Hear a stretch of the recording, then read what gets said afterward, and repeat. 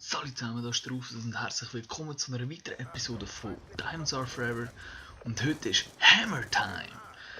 Genau, das letzte LMG, Hammer. Und wahrscheinlich auch das ziemlich speziellste LMG. Und zwar gehen wir gerade voll drauf los. Das Teil schießt am Anfang viel schneller. Also die ersten ca. 7 Schüsse kommen mit 900 Rounds per Minute, also RPM. Ich weiss kein Plan, wie das auf Deutsch heisst, tut mir leid. Und die nachfolgenden Schüsse kommen ein Drittel weniger schnell, das heisst mit 600 RPM. Und als ich das LMG auf Gold gespielt habe, sprich auf alle Headshots, habe ich mir so überlegt, schneller schiessen. Und die Anzahl der Schüsse bleibt ja eigentlich gleich zum Gegner umlassen. In dem Fall 3. Je nach Distanz, wenn er weiter weg ist, können es auch 4 oder 5 Schüsse sein. Aber wie gesagt, das ist verbindungsabhängig. Also wenn ich schneller schiesse, dann stirbt ja der auch schneller. Das Problem, also die Überlegung stimmt, das Problem ist, man verzieht, oder ich verziehe sehr gerne beim Bursten. Also wenn ich jetzt wirklich eigentlich so ein bisschen den Vorteil von den ersten ca. 7 Schüsse ausnutze, verziehe ich relativ gern.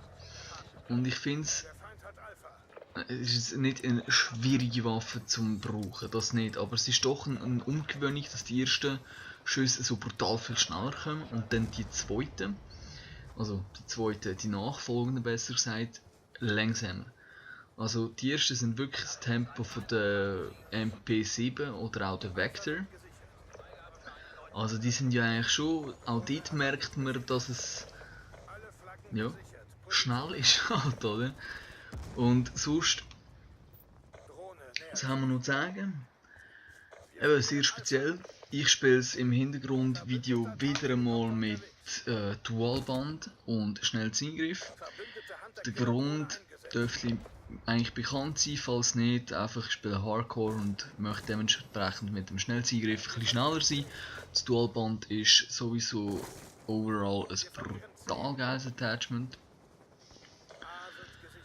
Man bekommt es mit, muss schnell spicken, wo ich die Tabelle. So, man hat 75 Schuss. Genau, 75 Schuss normal.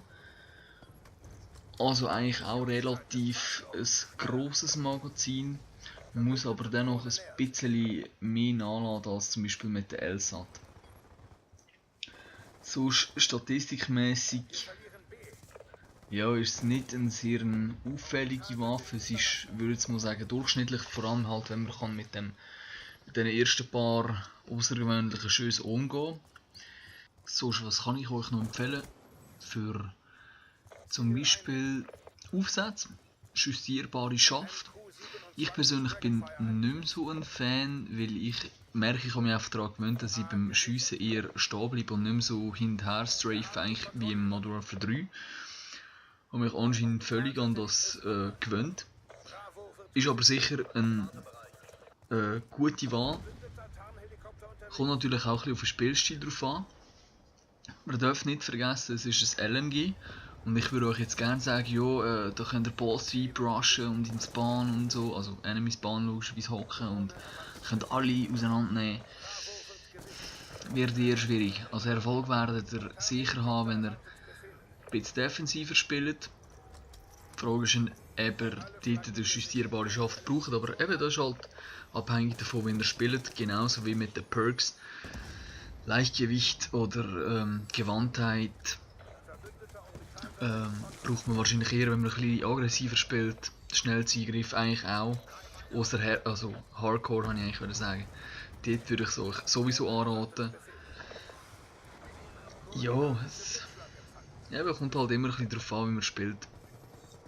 Ansonsten, was habe ich noch? Genau, das Video ist ein bisschen länger als sonst. Ich nehme normalerweise 5 Games auf und dann habe ich eigentlich genug Videomaterial für 3 bis 4 Minuten und ich glaube, das langt eigentlich in den meisten Fällen, um eine Waffe coveren und meine Meinung darüber loszuwerden und euch eventuell einen Tipp oder auch einen Trick mitzugeben. Das Video war jetzt gerade das 5. gewesen, und da habe ich gerade einen 26er Streak angelegt.